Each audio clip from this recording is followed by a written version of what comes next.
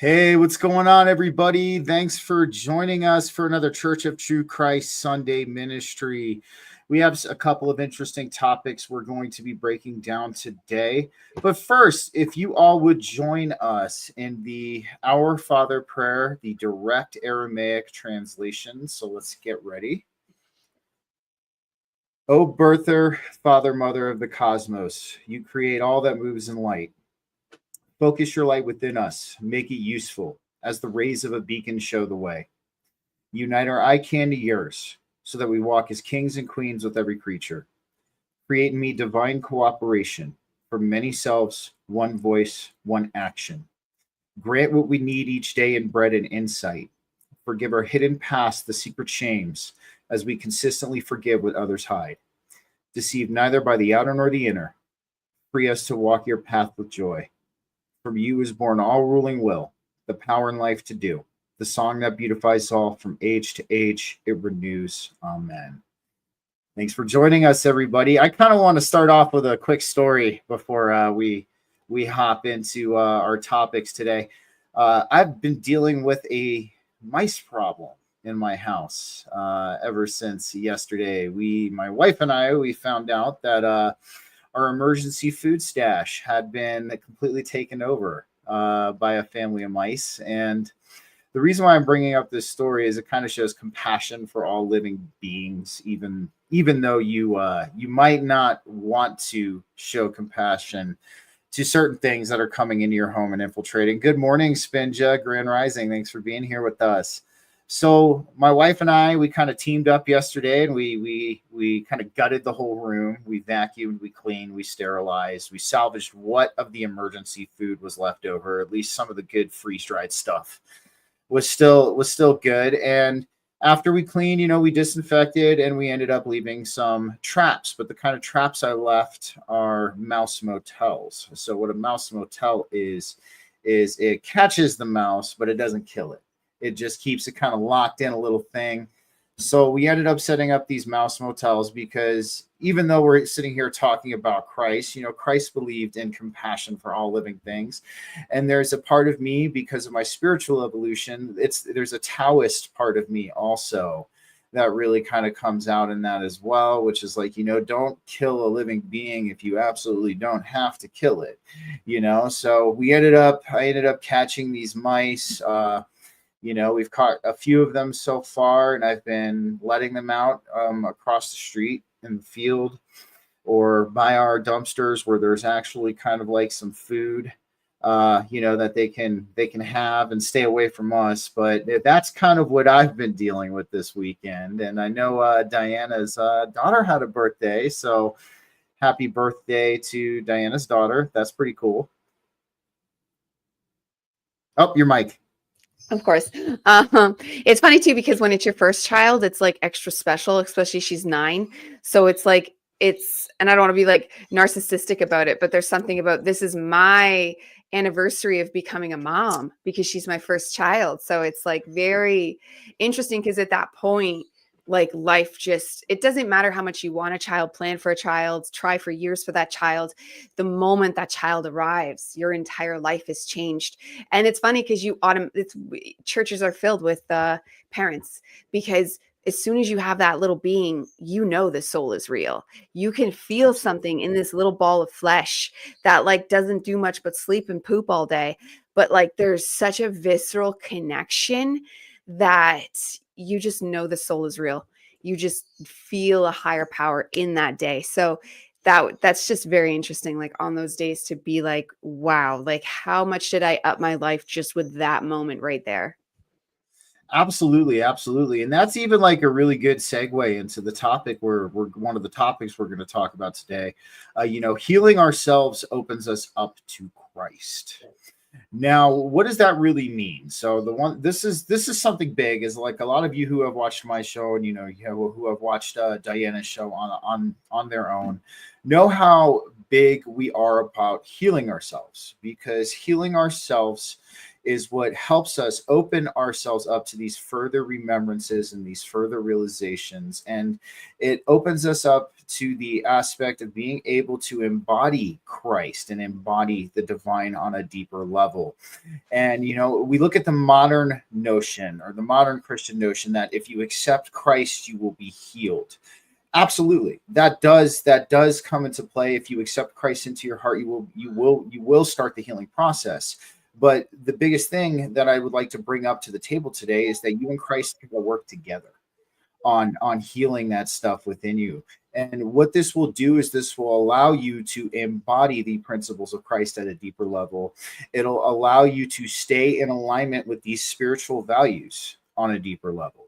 And this is one of the things I think gets most overlooked, not just on somebody who's pursuing their spiritual evolution, but if you look at a lot of the modern Christian crowd, they are very exoteric in their sense of when it comes to the teachings and the wisdom of Christ. So what is the difference between exoteric and esoteric? That's just something I want to dive into. Exoteric is on the outside of us. All right. We're looking outside of ourselves for some kind of validation or, some kind of answer, or, we're looking on the outside of ourselves because we are worshiping and we are not embodying. But then when we move into the esoteric, which is within us, there we start to kind of do the real work, at least in our opinion here. And there we kind of start to, mold ourselves and transform ourselves to be able to embody this on a deeper level. Dyanna, what are your thoughts about this? Oh, from esoteric to exoteric, 100%. And it says it right there in the names. Like you want to go in, and like a little bit of both is all right, because I mean, you could see behind me, I like the exoteric as well, like the outside view of metaphysics. Like it does something. If you deal with it like in an artistic way, in the way your eyeballs deal with your internal reality. So it's still taking that outside and pulling it back in. It's not outside just for outside sake, so that outside people can think I'm better for any way, shape, or form. And you find the Christian church is a lot like that. They want to look like they're praying right. They want to do like, especially when you're getting into the newer churches that are coming about. And honestly, like the Baptist style are the same way, but they had to be the most pious. And then you take it to the new evangelical churches and they have to be the most of the Lord. And they just like come alive. And that can have its place if it's in authenticity, especially like the evangelical way of doing things and like really embodying it if it's authentic. Because you could see some of them doing it authentically, but you could see some of them going like, oh, I want to look like what she's doing. She looks like she's got the Lord. And then this can go that way too. Like with this kind of stuff and tattoos and things like that. Like the tattoo I was about to get, I'm almost like, because it's not working out like with the people. I've tried multiple places and it's just weird. And I'm like, am I not supposed to get it? Do I just think I need to have it because I notice other spiritual people have a lot of tattoos and maybe I should have more tattoos because I do like art, but then I also know it's bad for your health. And then like, so the exoteric is where you're going to find more landmines, put it that way. Where is that authentic, or do I just want it to fit into a certain class? And then you have to go with the feedback loop to the internal. Is what's happening on the outside feeding me internally from a soul-led sovereign place? Or is it just boosting the ego because now other people are going to see me as a certain way? And that's where the exoteric becomes beneficial or not, because everything has its place. Where the internal, it could have a negative too. If you were too internal, too inside your own world, you would become like think monks in the forest, just oblivious to how the outside world actually operates. So the internal has to have balance as well. So the two are that feedback loop that just perpetuate. Oh, thank you. I'm just perpetuating this constant spiritual progression. So you do want both, but yeah, your modern religions and all that things, they're mostly, because the way they try to teach you internally is filled with lies as well. So it's like they claim they're trying to help your soul, but it's when it's so filled with lies and they won't explain it properly, and gatekeeping and all that, it really causes a lot. We're in the spiritual world, because you're in sovereign discernment, you can hopefully come across such landmines with sovereign discernment. I can just say that too many times, but because when you are, then you start to like feel things intuitively and dissolve them away, how the process goes, integration, upgrading, self-alchemy. And that's just how those two work together when you are aware and involved in the process yourself. Absolutely. And I think you brought up a really good point, and you brought up authenticity because, Christ loves when we live in our most authentic light, and the healing opens up the door. And hold on, we got something from Sam. We did have Canadian Spin just saying she's loving this, Dyanna. And then we have, hey guys, I think it comes down to knowing yourself and knowing your own truth. This becomes our compass for navigating the external. Absolutely. I couldn't agree more, Sam. But, you brought up authenticity, and Christ wants us to live in that authenticity. And I kind of want to do a breakdown real quick on, how we can maybe unintentionally stifle our authenticity. And this is something we don't want to do, because when we stifle our authentic inner light, we're not allowing our healing to take the track that it needs to take. And this is something I think a lot of us are still getting used to in this community. A lot of us have been conditioned to have this subconscious shame complex, I call it. We have, everybody is like, you guys have heard the term, have you no shame? And this is something that has, we've heard a lot through our lives too. But what is there to be shameful about? All honesty, this is where we start tapping into our sovereign discernment too. When we hear this saying, have you no shame? What is there to have shame about? What is so shameful about being our authentic self? And that's something all of us should ask into question. You ask that question because, there's absolutely nothing shameful about it. This is something we're conditioned to think, because if we look at the parasite class of this society, they do not want us shining as our authentic self. They do not want that inner light coming out, because if it does, it becomes contagious. Everybody around you starts to, take on that inner light, starts to see that inner light within, and they start to cultivate their own inner light. You remember the song, This Little Light of Mine, I'm gonna let it shine, right? So this even applies to that. So that's what that song's talking about, at least in my opinion. So one of the biggest ways we can stifle our authenticity is not speaking our truth and not living in our truth. I think that is the number one thing, at least in my eyes, that will dim that inner light. There's a lot of people who are still kind of opening themselves up to speaking in their truth and living in their truth. And the one thing I want to tell people, as long as you're working yourself towards that, you're not dimming your inner light. If you're finding a space of comfort in not speaking your truth, or you're finding a space of comfort in not living in that authenticity, that's when I think you're dimming your inner light. But Dyanna, let's hear your thoughts. What are ways that people unintentionally, stifle that authentic inner light of theirs?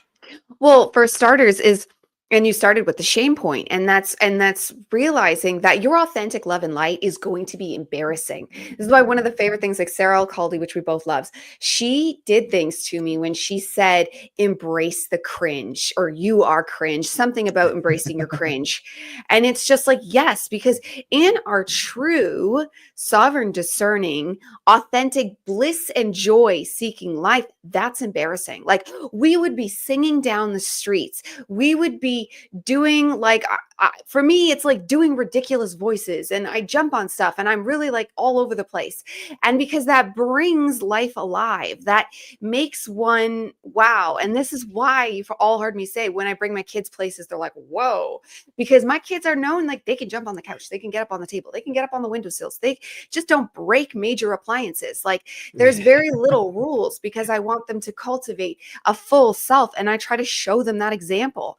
I try to show them what it's like to just be wild, but with morality, like, don't hurt anyone, don't be rude, but do stand up for yourself. And then it starts to be like where you just say things in conflict. And I'm not saying standing up for myself is easy for me, because, like, that's awkward. And then I think as humanity, we're working on a way to even frame that, like, because it's hard to just, I admire people that can say their truth and sound perfectly pleasant about it, where it's like, that's something we all got to work on, but that's part of it as well. And that's going to feel shameful. That's going to feel like, but I don't want to be mean. I don't want to be rude.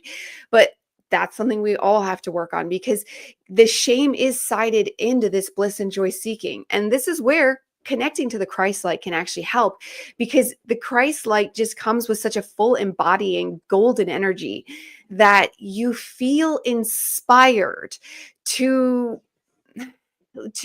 be doing the right thing, that you could trust you're doing the right thing when that light is upon you, because that light, like, it never abandons you, but it is a higher frequency that you need to kind of agree to walk within.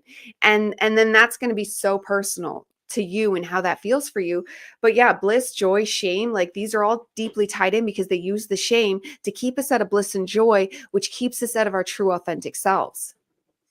Absolutely. And this even brings to light that saying, what is it? Sing like no one's listening and dance like no one's watching.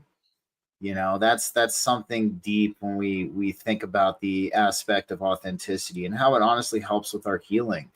And it is the subconscious shame thing, the subconscious shame complex it takes a while to work out. It takes that exposure to, that's why, have you ever seen the meme? It's funny.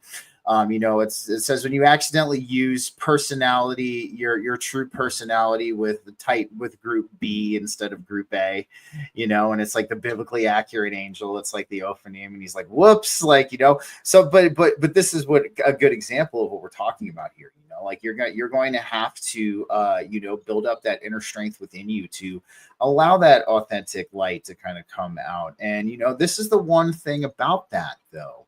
Real quick, we have Canadian Spinja. Being told we're born as sinners gets us right out of the gate, especially being told by people who we have been told love us and care about us. Absolutely.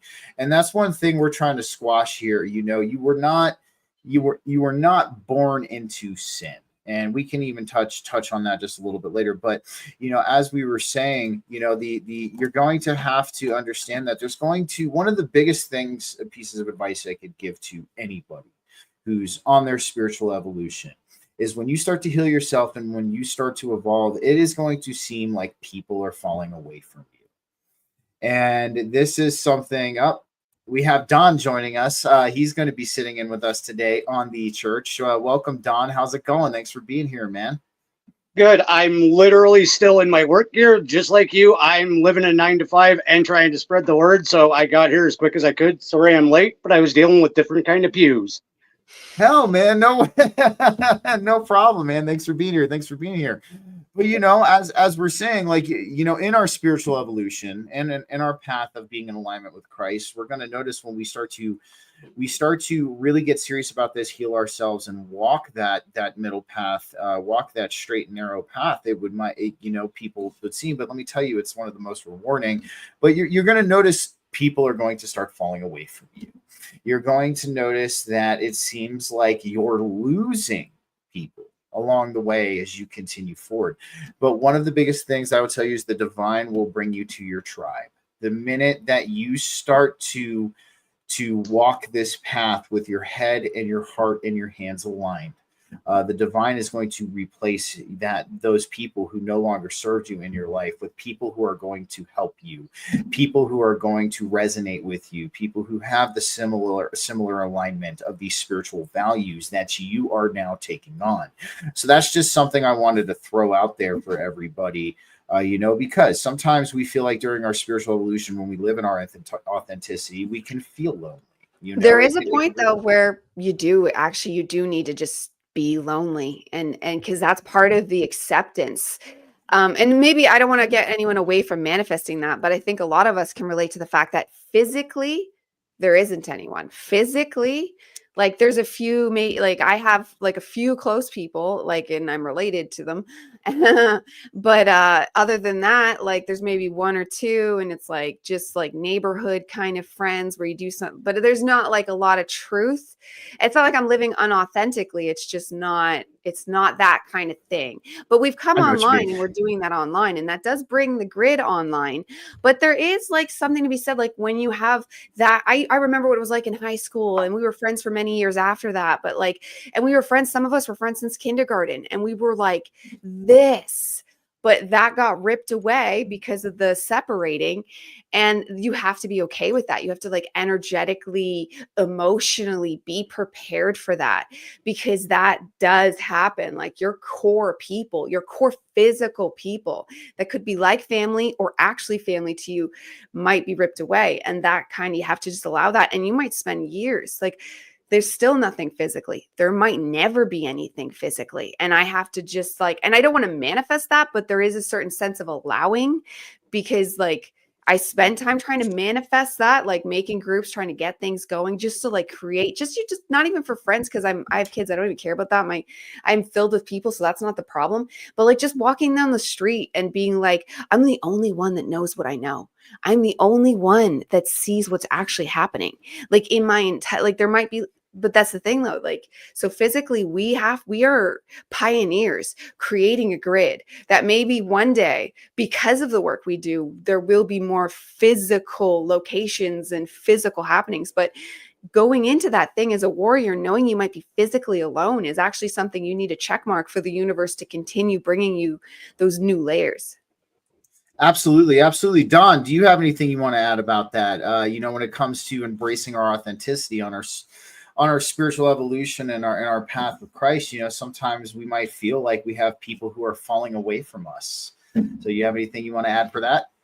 Oh, absolutely. Like mine involved parallel consciousnesses, and that's a huge other subject. And when I tried to explain it to even my mom, she came back to me like the next day and goes, I understand Sylvia Brown, like the past life. Right? And I was like, that's the best I can ask for. But then you have other friends. Like I had a buddy that I used to help with stage setup, and when I used to do security and all that fun stuff, I looked at him the one day when we were on a call, and I was like, I think I figured out not why we're here, but how this universe, how this reality actually works. And he's like, don't tell me. And I've barely heard from him since. Right? Like he knows that I'm on a level. Like if I figure something out, I can break it down. They used to refer to me as drunk redneck Sheldon because I had a drinking problem, and when the alcohol kicked in, the brain did too. And I sat and had a drunken conversation with an actual astrophysicist. Very interesting. And like just blathering out my mouth, but was right on point with everything I was saying. And my friends were like, "You don't know what you're saying," and she's like, "Actually, he's dead on." Right? So he knew that I was at that level. If I reached an understanding, I could break it down. And he's like, please don't. And I've barely heard from him since. And I've known him for over 20 years. So yeah, absolutely. Those people do fall away. And to what Dyanna was saying, that sense of being in what we'll refer to as the 3D, like my job takes me there almost daily. And I feel like I'm that one person. And then the odd person will like, you can almost pick them out of the crowd now. Like if you're in a crowd of people, you make eye contact or have a friendly glance even, and it's more engaging. It feels different now when I'm in society. I used to walk through society just as another blank person, nodding at people, maybe waving, and not really caring. But now it's like I feel like most of the people I'm walking past are blank, and then the odd person I interact with has that light. Like I have a friend from work, Lonnie. We walked. It was like his third day. He looked at me. I looked at him and went, I know you. And he's like, I know you too. And we tried to figure out where in this reality we knew each other, and none of it matched up. But he's just one of those people that's on the same spark, on the same level. And we've met in another existence. And that even adds credence to what I'm saying, though. Like as I was saying just a little bit ago, you're going to notice a lot of these people who you might be comfortable and you might be familiar with are going to seem like they fall away and distance themselves from you. But in return, you are going to make these new authentic connections. You are going to have these new connections with people who are on the same wavelength as you, who are embodying the same principles and values that you do, who might even be somebody you sit and have these kinds of conversations with, an outlet of some kind. So that's what I mean, well, you're a lot of the times we've talked about this in a past episode too, when we start to embark on this, it's going to seem almost in some ways uncomfortable, but we have to ask ourselves, were these people serving my highest purpose? Were these individuals contributing to that? Were they contributing to my growth, or were they contributing to my downfall? And that's something that's one of the biggest things of pieces of disillusionment I think we can have, on our spiritual evolution and our walk with Christ, is to see that there's going to be a lot of people out there who say they love you, who say they want the best for you, but they're going to hate what you're doing. They're going to hate your evolution, and they're going to secretly want to see you fail. And that's something we have to just, have an understanding of as we move forward. And it's going to have an effect on you, but understand the best thing that you can do in these situations is to have the mentality, as Christ said, forgive them, Father, for they know not what they do. There are going to be some people who, when they see your light and they see it growing, it's going to show them their darkness that's within them. And sometimes people don't want to address that darkness that's within them. They don't want to heal it. They are not either they don't want to face it, or they are not ready to face it. So that's something you just have to keep in your awareness when you move forward in your growth, in your spiritual evolution, your walk with Christ, that there's going to be some people who your light, it makes them afraid. And if you walk forward with that understanding, I promise you, it's still going to affect you, because like I said, there's going to be people, they're going to be your loved ones, they're your family members, but you're going to walk forward with that understanding to where it doesn't take the toll on you. It's not going to hurt you. So anything you want to add, Dyanna? Yeah, absolutely. Because you can make that less personal too, because everything you said is true and it goes deeper. Like when you actually want to think about it, like quantumly, to the actual layers of the universe, they are in a different paradigm. That's what expansion and self-alchemy and all that does, is it's taking you to a widening paradigm. So, and then where their paradigm is like far away for you now, but you can kind of resonate with theirs because you used to be there. So it allows you to see them in most cases, but it does not allow them to see you, because they are stuck in a lower paradigm. And that's not to judge or anything. It's just where they are. And there can be choosing. Everybody's offered those moments. You might not even be that moment for them. They might have heard something on a commercial that was a hint to widen their paradigm, and they chose not to listen to that. But when you're talking, because you're in such a different paradigm, they might quite literally be hearing blah, blah, blah, you're going crazy, blah, blah, blah, you're insane, because that's, to them, is insanity. So that's where we can have compassion for them. Now, there's certain people I've had in my life that I'm like, come on, you know better, because they've been in those spaces, but then they reverted back because it's more comfortable. Their patterns are there. Like we all had moments in our early awakenings where we would go back to familiar patterns. And that's what happened to me in 2020. There was no more going back, but it wasn't until 2022 that I realized I'm not going back. And my motto officially became, I'm not going to quit, because I haven't scooched back since then. That doesn't mean I don't go through dark nights of the soul, because I do, but they're in a blazing forward way where I'm breaking through walls. I'm breaking through barriers. So there's going to be some disillusionment there, but I don't go back anymore. Before that, what I call there's my negative and positive awakening. I would have moments where I would meditate for months and pray and do all the things right. But then I'd go back to being, but I want to get drunk this weekend, and go do that and fall back into old patterns and blaming and shaming. And so talk about them. I just wanted to give a shout out to Frankie Fearless being in the audience. Frank, she's the newest member of FKN. So yeah, just wanted to throw that out there, but no, we feel you, man. We've all dealt with that. So I just wanted to say thanks, Frank, for being here, man. Go ahead, Dyanna. What were you saying?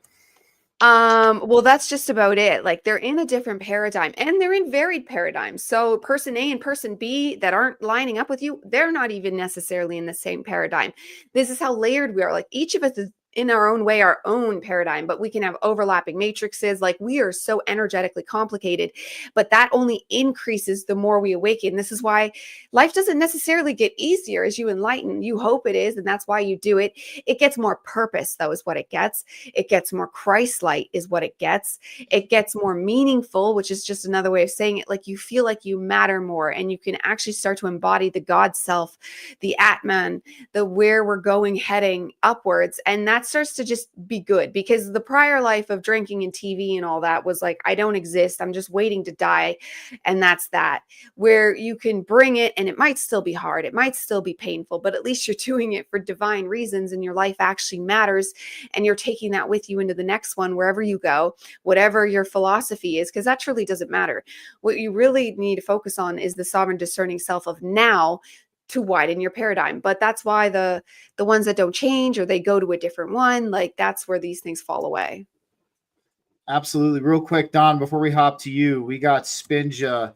This is the split, isn't it? Mhm. It's not a club. It's not who has done the inner work, which inevitably raises our frequency. If you aren't at a certain frequency, you won't see those who are vibrating high. Absolutely. And I want to give a shout out to this guy, Extra Trip Riles Cannabis Corner. What's up, man? Thanks for being here. I got to see my grandma in the nursing home yesterday and got some good pictures. Things have been rough, and my mother can't open her eyes to what life truly is. She thinks it revolves around money. Yes, no, of course. And this is something we're going to experience, guys, as we grow. And of course, man, thank you for being here. Appreciate it. So, Don, do you have anything you want to add to that? Yeah, first off, good to see you again, Trip. I've actually had him on another show that I did previously. Good friend. Awesome to see you. Nice. Oh, yeah. I did actually want to throw a little bit even more nerd on top of what Dyanna was saying, because if you think of it on a frequency and vibration level, and I was talking about this with David last night, surprisingly, it's almost like a resonant pattern disruption. If your frequency or your resonance is here at this higher level and it's interacting with one that's at like a lower base level, this is your experience in music, they don't interact well. You can't have a higher vibrational frequency and a low density. There's a wave disruption pattern that happens, and it causes agitation in the other wave, right? And even to the Spinja and I joke around, we call it energetically crop dusting, because she can seem to piss off her coworkers that she doesn't even work with. Right? It's just she goes in so happy, so high vibration that they're still attacking her, even though they're not in each other's physical presence. You leave an emitted frequency. You emit frequency everywhere you go. And some people it's going to gel with, and some people it's not. Absolutely. And, I even want to add this in there, because this is something that I've heard throughout my evolution. And have you ever noticed that when you try to relay this message to somebody who's not on the frequency, right? The days of when we were trying to wake people up, we were sitting on a roof with the megaphone, the fluoride's in the water, and all of that. You notice how it just seems like you can't find the words. It's like almost your words become scrambled. They come out in almost an unintelligible, like non-articulate way when we're trying to relay this kind of message to somebody who's not on the frequency. And just, you're lending credence to what Don was saying. It's that disruption in that wave. And, not only will you disrupt to the other wave, that other wave's going to disrupt you in the process as well. So that's why we talk about, how trying to wake others up and trying to show them the inner light, it can be an energetic stonewall for us. And that's a big reason, because of that wave interference. But then it's like you do find somebody who's on the similar frequency that you are, similar wavelength of consciousness, and it just seems like the words come out like butter. It seems like they flow, and all of the articulation is there, and the passion, the reciprocal energetic effect of having this conversation with somebody who's on a similar wavelength than you. So this is just a physical example of both what Dyanna and Don are talking about. And I know a lot of you have experienced that, in your world, because yes, when we first discover our inner light, we want to tell everybody about it. It's the similarity to Plato's allegory of the cave. We get a peek at the real sun, and we get a peek at the real world, and we want to go in and be like, guys, look, like, yeah, you've got to come out of this cave and see what's going on. And they're all like, nope. We like the shadows on the wall. That's catering, but and we see that too. When it comes to breaking down into the heavier spiritual aspect of reality. You guys have heard me use the cake analogy enough, but it's the people who are staring at the icing of the cake who don't want to cut a slice. We're staring back at them like, guys, this cake is awesome. Like, you should really try a piece. And they're like, no, the icing's beautiful. We're just gonna gaze at the icing. So, and that's really what it comes down to. But ultimately, this ties into our healing process. This ties into what we have to do to open ourselves up to those higher frequencies, and the higher we grow and the higher that we evolve, we're going to open ourselves up to more and more people in our tribe, in our community. So, and then this also, because this is, we know that the divine likes community. We know that Christ likes community. Christ wants us to be surrounded with our community, So as we move forward, that is one of the biggest things. We have no fear is one of the best things I can say.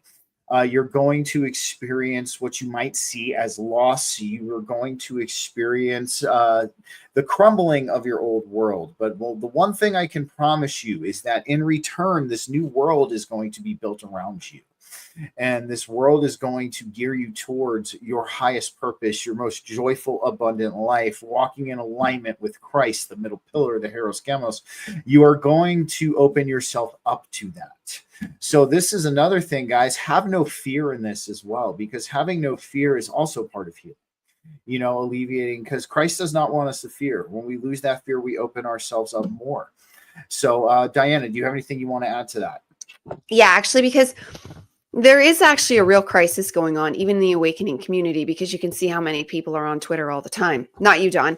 You're not there. But there's a lot of us that are almost all day long. And, but not recently, because I noticed it was doing something. Sam has been getting that into my head, like, it's doing something.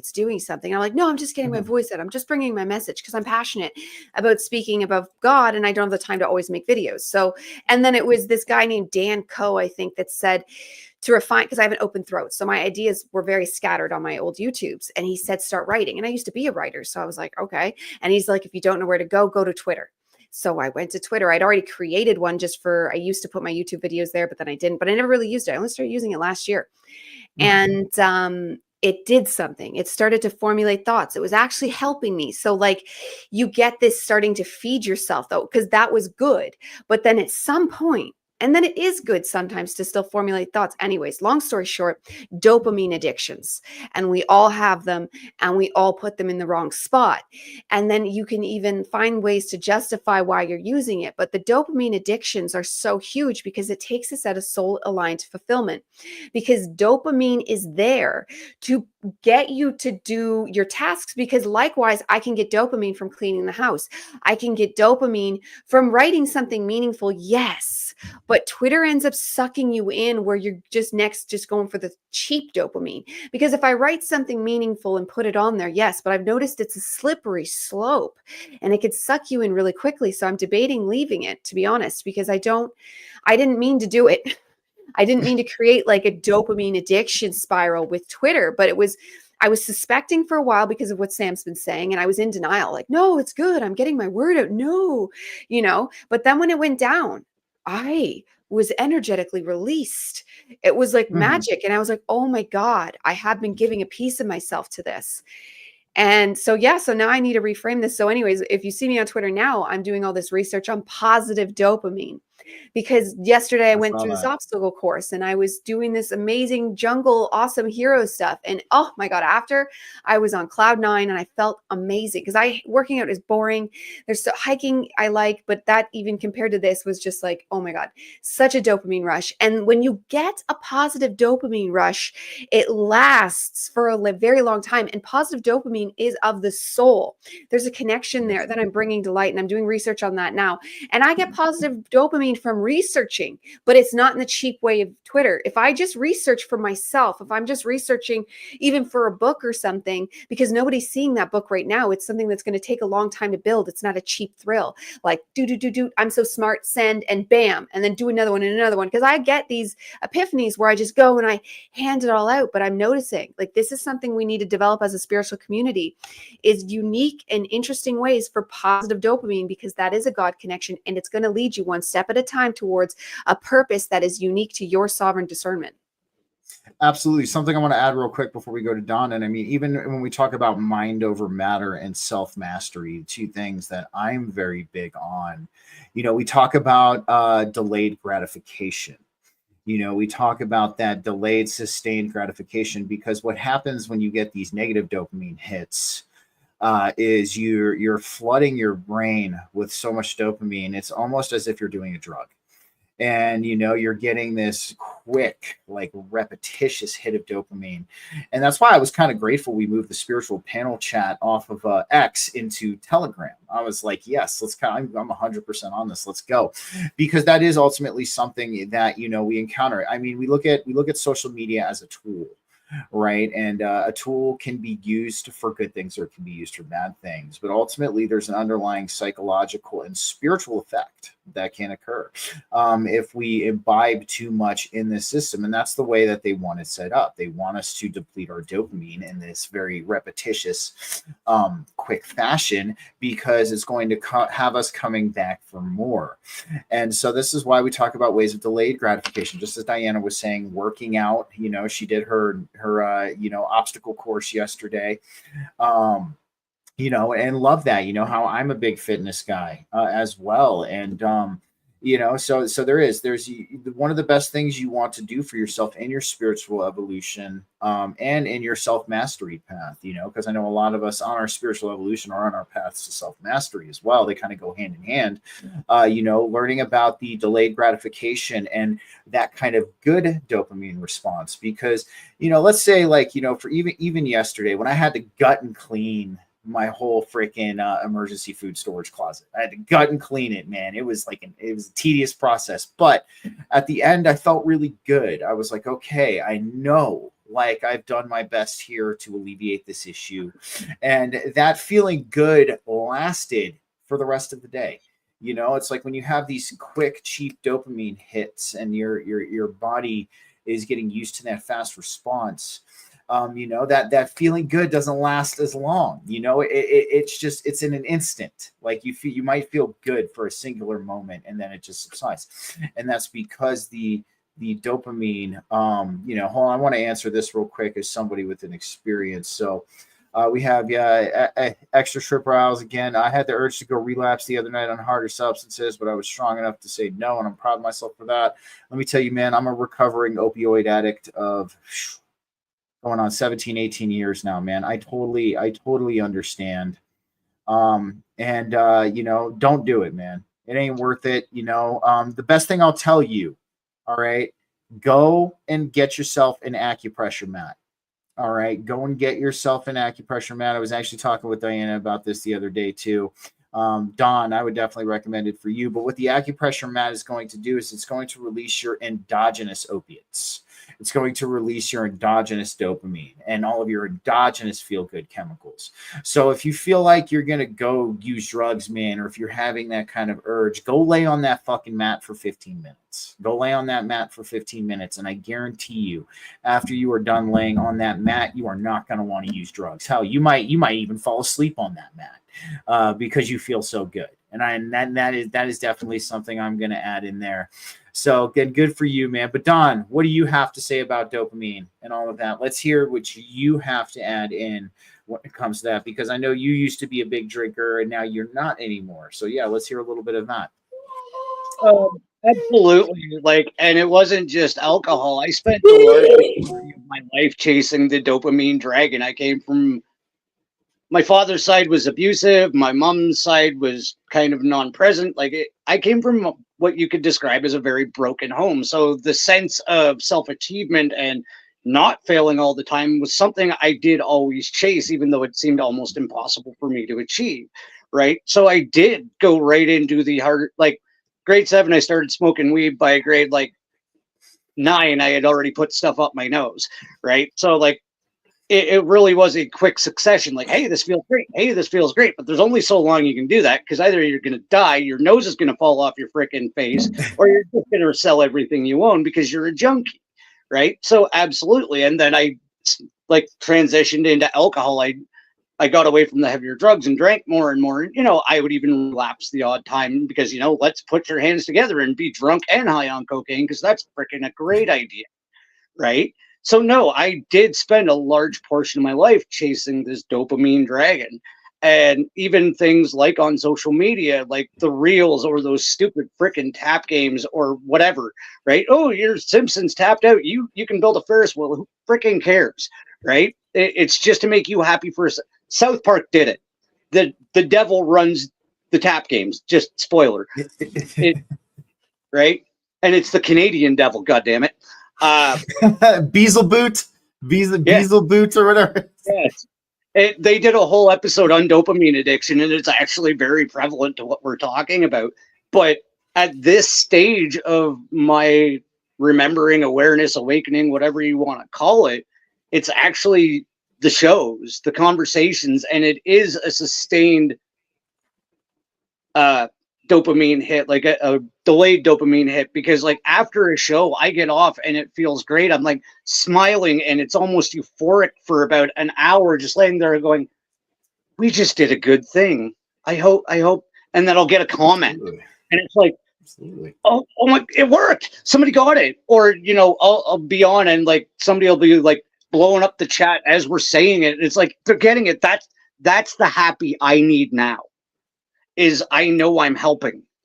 That's my new dopamine dragon, and I will ride that bugger as long as I could, because I don't mind the high, right? Absolutely. Because this is my new medication.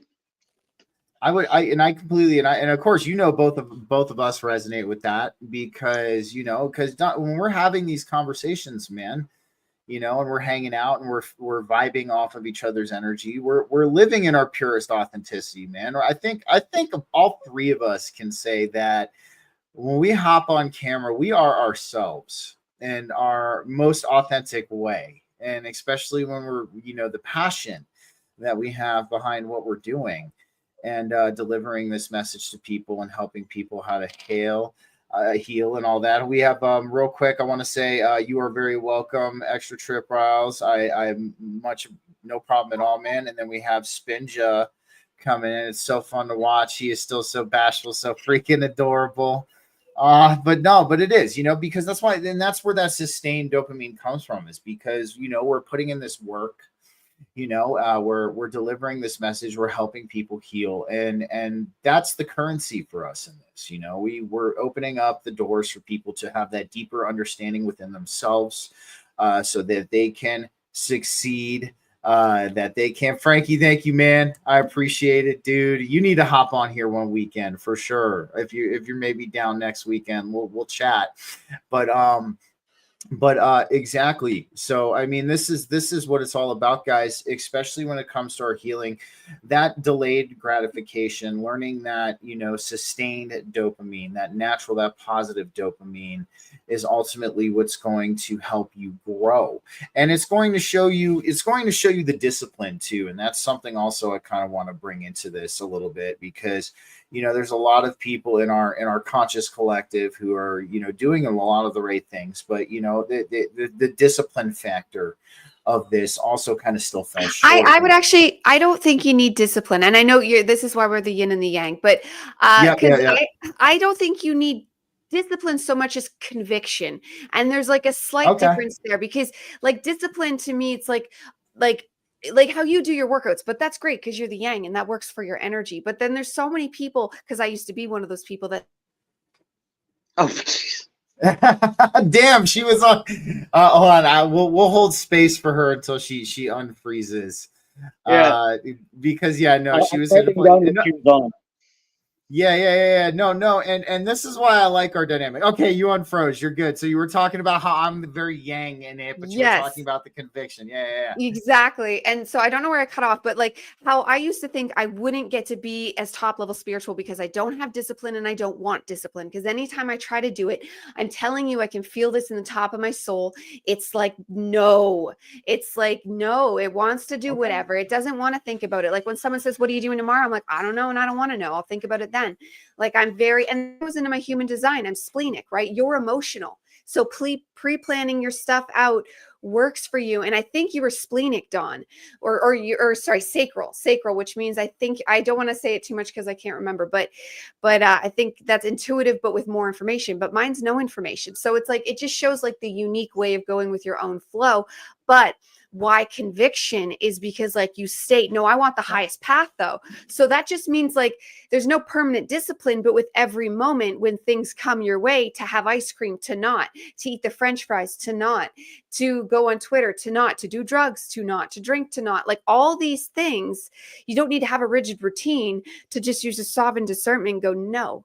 And then likewise, like there's days where I don't want to do the shows and stuff, my own or group or whatever, but I've made that a conviction to stick to it because when we do it, I feel better after. Like it's true. Like we do create this. And part of my dopamine research was soul-led community is a positive dopamine source. So I thought that was deeply fascinating considering a lot of us, like even Karen, I think Kirsten's mentioned it, like all of us have talked about wanting to create a community, like a physical community for such a thing. And we're doing that online. So we're getting there because that is a source of positive dopamine. So we have that.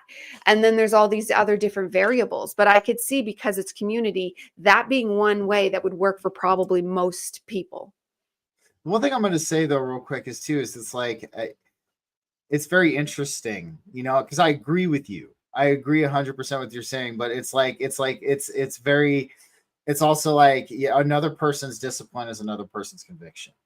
That's definitely where I'm getting at with that. But no, you're absolutely right. Conviction is a really good way to put to do it as to phrase it as well. I guess no, you're right. That is the yin and the yang aspect of us. I think I get that a little bit from my Vedic Aries side, the militant, the and Taurus is like that too, which is funny. So. But my rising is Taurus, which does help balance to a point, but I got that selenium in Sagittarius, and like the Sagittarius, you don't want to be told what to do even by themselves. Well, that's I get no, totally. And I guess so what I will rephrase that before we hop to Dawn. It's your discipline or your conviction, whichever you choose to go with on there. Dawn, what are your thoughts on discipline and conviction when it comes to this as well? Absolutely. I think I'm kind of right in the middle because I try my best to live these straight and narrow disciplined lives, but there's the odd time, I was joking on our chat yesterday about the breakfast donuts. I know that it's terrible for my body. I know that's not right for my vessel. I know there's nights that Spinja and I'll sit down with a spoon and a tub of ice cream and just not give That's why I said those. Yep. Right. I really am in that middle of the road thing because it's like, yes, I know I'm going to do this. And like, I've got abs. I'm pushing 50 and my abs just came out of nowhere because of the changes I've made. I'm like, I'm doing great things, but holy crap, ice cream's good. So it really is that middle of the road where I am. Don, I'm a breakfast taco fan. Okay. Like I honestly, I just, breakfast tacos of all kinds are my kryptonite, but breakfast tacos especially. So yes, no, I totally, and we're going to have those moments. Yes, we're human. You know what I mean? So like, especially, when you were talking to me the other day, it was funny.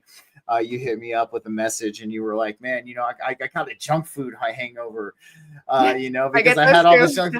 But it's funny because that the night before too, my wife, she had made some homemade strawberry preserves, and they were oh so delicious, and I over imbibed a little bit of the homemade strawberry preserves and the sourdough. So But it is. And I felt kind of crappy the next day, just because of all the sugar and stuff. But yeah, we're going to have those moments where we're not disciplined. But, I guess the best thing we can do in those, at least in my eyes, is, yes, we are here to learn and we're here to work, but we are also here to enjoy. We are. Well, yeah, because just to interject, because this is, and then because it matters deeply. What I'm finding in my research is dopamine is an energy source. It's a fuel source. We actually need it. We require it. So our constant search for it in all these things is natural. That's good. And that's why we want to start developing, because I think development is in order here, not just discipline and conviction. There is an element of development that needs to be involved, with just society, less work, more institutions, like more wild obstacle courses or whatever the thing might be, more juice bars where you can go and socially hang out and literally, or cannabis, like, because they have cannabis drinks, create social environments for those. Cannabis is sold behind closed doors, but meanwhile you can go to a bar and drink, and that's where you used to have the fun with the friends, was at a bar, right? Or that's where I did. But now it's like, where do you even go to have fun with friends? We go to these kids' places. This is how we find all these interesting things. But that's like, we want adult versions of that too. And there's teenage versions and stuff like that. But we need to grow bigger avenues for dopamine, because it's a fuel source. Well, what's really interesting. So out here in Colorado, there are cannabis social clubs that have just opened up.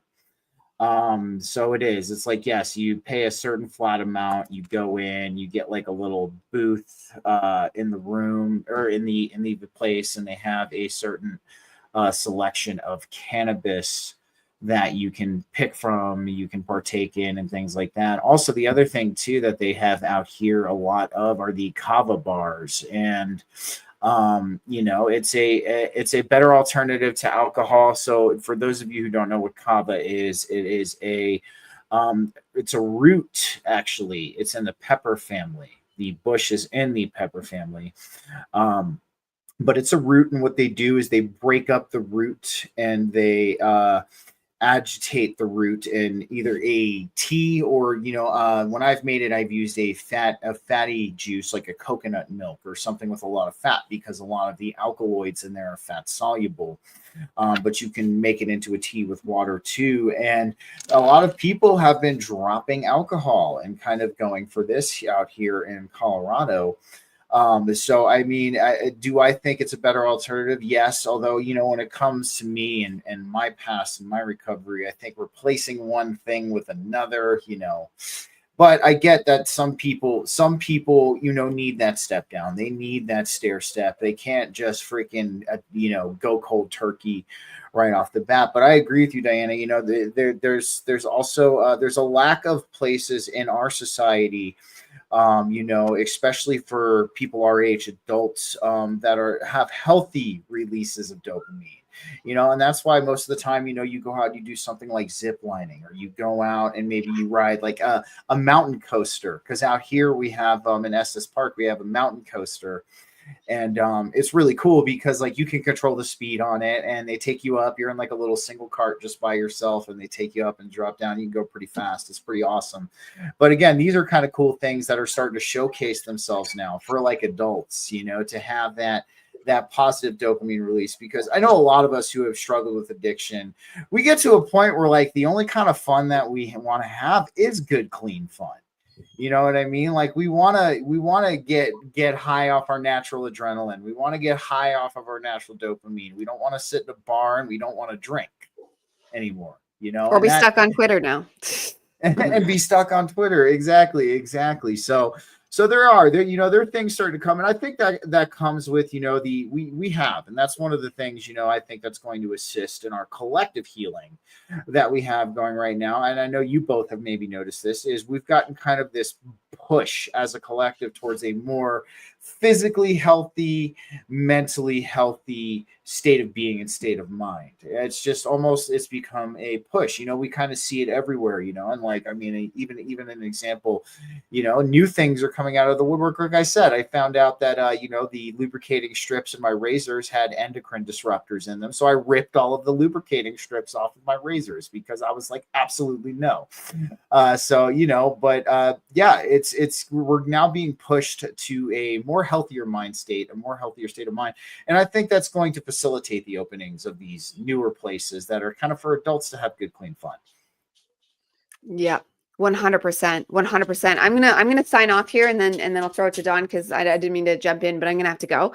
I just want to say this is a very powerful subject for those wanting like to advance and spiritualize. So you should dive deeper down this rabbit hole because I'm just beginning, even though I've heard about it a lot, but it's bigger than we realize, the dopamine thing, because it's a fuel source and we need it. I once went back in my early mid-20s, spent over $100 back when that meant a lot more in Canada on Smurf berries and Simpsons money for the app you were mentioning earlier. I was one of them, sucked into those apps. We'd build them a Smurf houses, and then my Simpsons, I think, was before that. And yeah, like it's just our phones. And I know people are into online gambling, even the way they trick you into online, what's it called when you investments, and then you have a broker, but it's an app and you win pennies, and people are like putting tons of money into it, and it's nothing. It's not real investment. They're being tricked. And there's all these things coming out that get us on this. So there's lots of people now that are drug addicts and they don't realize it. And they're letting their essence and their soul. I bet somebody's looshing it. Like I bet that's loosh. They're looshing their stuff out because you feel drained after, you feel gross. Where positive dopamine from obstacle courses or community service or whatever the deep positive meaning is, it'll be of service to like the deepest self or someone else. That lasts. You wake up the next day feeling better. Your whole life is like the actual frequency is tuned up versus the other way, which comes quicker and easier, but it's tuning you down. So like there's a stark difference here that we need to start working towards the positive. And you can see there's a narrative trying to get us on the lower end, which as there is with anything, so no shock there, but it's just yet another layer that we're like realizing at a deeper depth of how much it's actually seeded into us and how we actually do need dopamine, because they use that as shame too. You don't need, shame. If you want dopamine, that's a shame. You're shame. No, it's a fuel source. So yes, positive dopamine. Thank you, everybody. And I'm just going to close my camera and you can take me out so that anyone watching from my channel can finish it out. But good luck on the rest of the show, guys. Bye for now. Thanks, Dyanna. Have a good day. Yes, you too. So I'm laughing because I wanted to laugh real quick because do you remember, speaking of that, so do you remember the Terrence and Phillip freemium game that they had where they were turning it into the addiction? So yeah, but what did you want to say, my friend? Go right ahead. I don't know if she can still hear me, but Dyanna is going to be on my show on Friday, I think, and absolutely want to get deeper into that dopamine because she was absolutely on fire, and I don't think that of what she was saying is nearly done because she had a lot more to share. So Dyanna, if you can hear me, I absolutely want to dig into that on Friday. As far as the food goes, mine was weird biologically. Like my body just started rejecting things.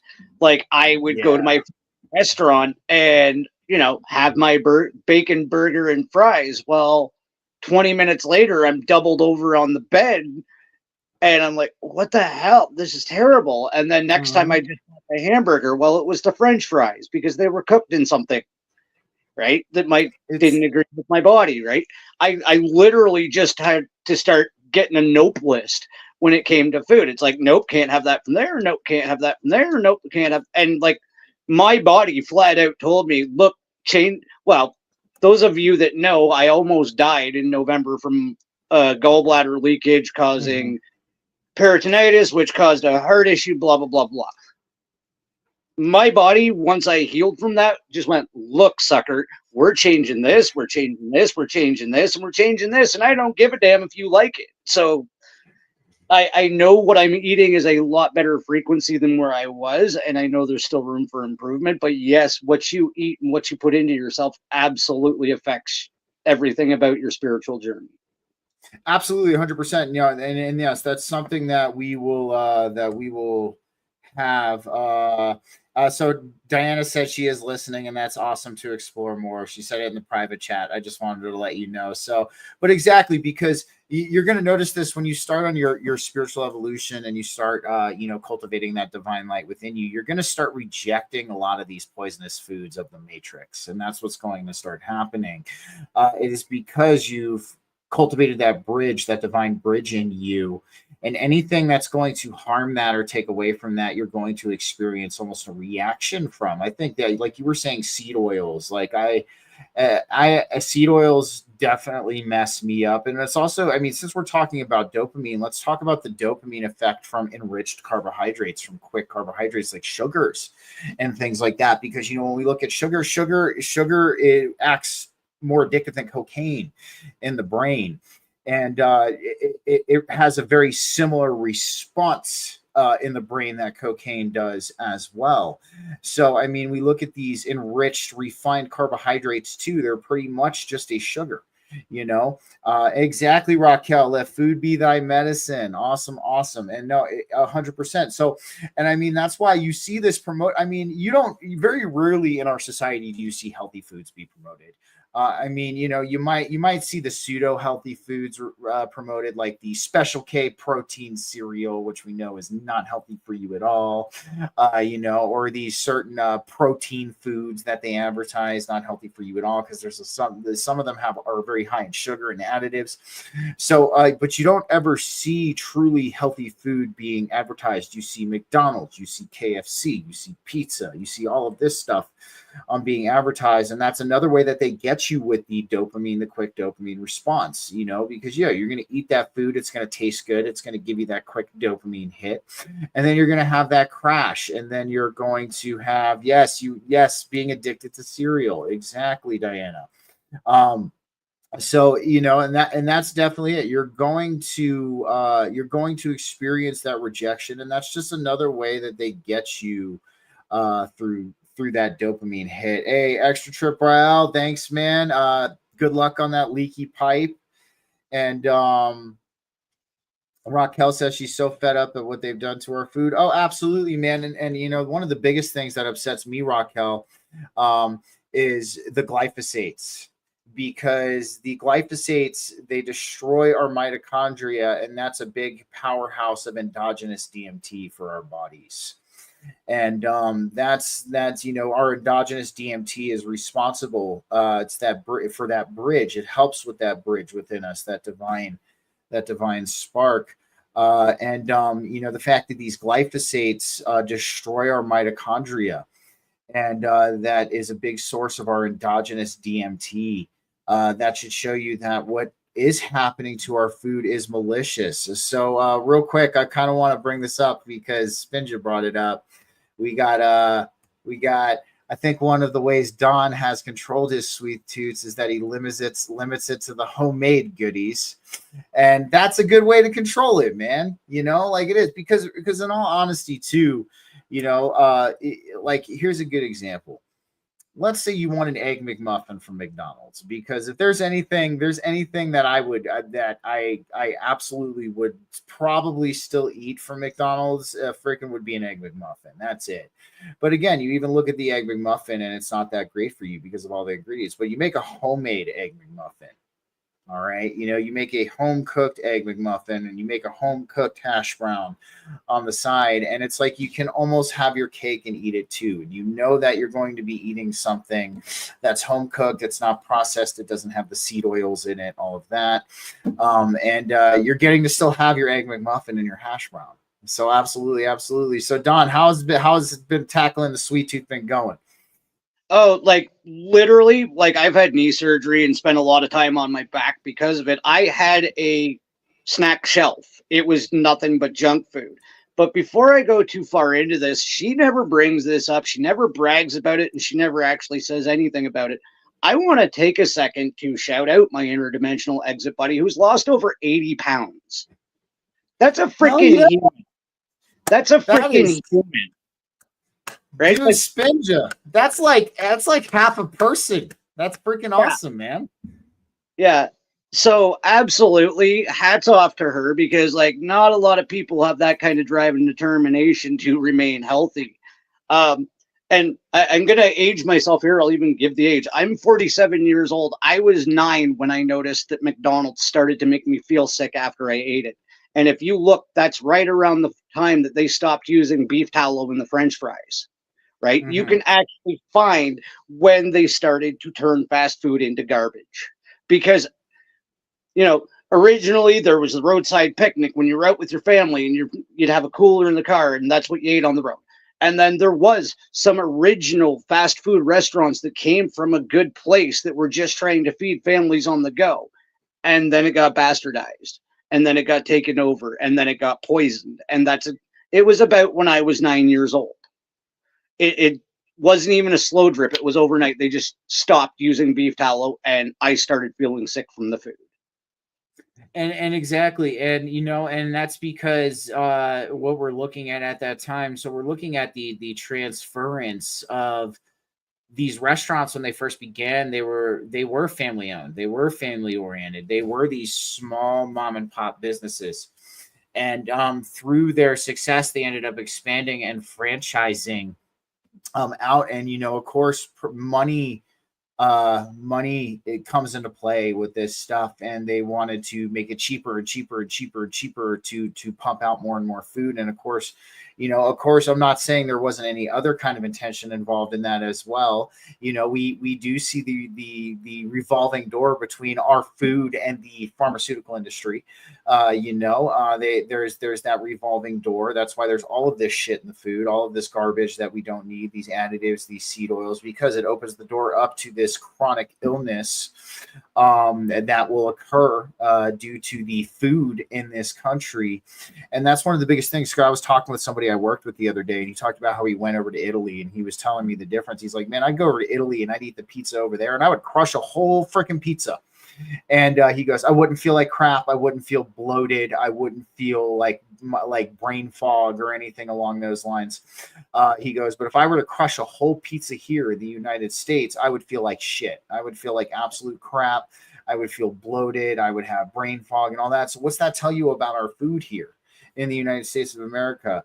I mean, you even go over to the UK, shout out to Sam, and you go get an Egg McMuffin from the McDonald's in the UK. It's only got like 7 ingredients. And then you come over here to the United States of America, you get an Egg McMuffin at the McDonald's here, and it's got like 20 to 25 ingredients in it. You know what I mean? So that's one of the biggest things, that in our spiritual evolution, we realize is that our food here in America really ain't that great.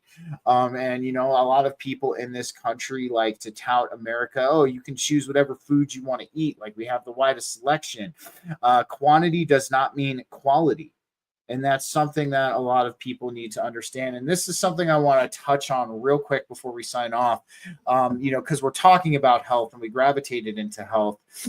There is a mindset with a lot of modern Christians that I kind of want to bring up right now, that taking care. Let me see what Spinja just said here real quick. She said there's even a difference in the food between Ontario and Alberta. Alberta still has real butter, for example. So exactly. You know what I mean? I got to try some of that Berta beef. We're going to have to do an exchange. I'm going to have to hop over the border with my Colorado beef. We're going to have to hand it off. And we can make it all official too. Like, I can cut open the brick of the Berta beef, and I can put a little in my gums and be like, yeah, this is great Berta beef. But there's a new mentality in the modern Christian crowd that they don't need to take care of their bodies, or they don't want to exercise or work out because they think it's being ungrateful for what God gave them as far as their body goes. And I want to say that's probably one of the biggest misconceptions I've heard about treating your body as a temple. All right. If your body is the seat of the soul, okay, and this is where you are experiencing this existence from, why wouldn't you want to treat your body like a temple? Why wouldn't you want it in a positively healthful state? And so this is something I kind of want to bring to the table to squash, because there's a couple of Christian podcasters who are like, I used to work out, but I don't work out anymore because I don't want to be ungrateful for what God gave me, or the body that God gave me. But here's the thing: God gave you this body. Take care of it. You know what I mean? Take care of it. I can maybe understand why you don't want to work out for vanity purposes. Okay. And I can totally maybe understand that in your mentality. But when it comes to overall health, and what exercise and eating well does for your body. And it helps you, I would even say it helps you let the light of Christ in more, because if you're keeping your body in a positive state of health, and you're eliminating all of these toxins from inside of your body that can be of detriment to your divine bridge, can be of detriment to that spark within you, might cloud it up, might fog it up. So that's one of the things I wanted to bring up before we sign off today, is that a lot of you modern Christians out there, all right, exercise for health, not for vanity. Okay. Don't just put down the weights for any reason, thinking, or just don't stop running or walking because you feel like you're being ungrateful towards what God gave you. No, you taking care of yourself is showing the utmost gratefulness to what God gave you. Okay. You disregarding your physical health and not taking care of yourself because you think it's a vanity is in some ways being ungrateful to the vessel that you've been given to live this life in. Don, you got anything else you want to add before we sign off? If I would add anything to that, it would be just an analogy that just popped into my head. If you look at your vessel as basically a vacant lot, you can choose not to mow the lawn. Like, great, okay, don't do the grooming, but are you going to put a pile of trash there instead? Right? When you're making these choices, exactly what you're saying, like the complete, oh, well, I'm just living this experience. I'm doing what I'm supposed. If you're filling your lot with garbage, it's still going to be a dump at the end of the day, right? You still have to maintain it somewhat, right? Exactly, I get it. Exactly. Don't go do 2-a-days. Don't run 15 miles. That's great, but keep yourself healthy enough to sustain the life that we're supposed to be living. Absolutely, absolutely, man. Well, guys, I want to join you for another Sunday ministry of Church of True Christ. We had to have Dyanna sign off. Don, if you could hang out for just a couple minutes after we finish. We will be back next Sunday. We will be breaking down some other aspects when it comes to our healing and accepting Christ into our lives. And we'll probably be dishing some destruction of the dogma ourselves as well. So, because, the divine in Christ don't do dogma, only man does. So other than that, Don, thanks for joining us today on Church of True Christ. Everybody have a happy Sunday. I have some exploration I have to go do. And we'll maybe touch base on that next week. So everybody have a great day. Have a happy Sunday. You know what I say. Stay safe, stay free, and most importantly, stay sovereign. Always, guys. Have a good one.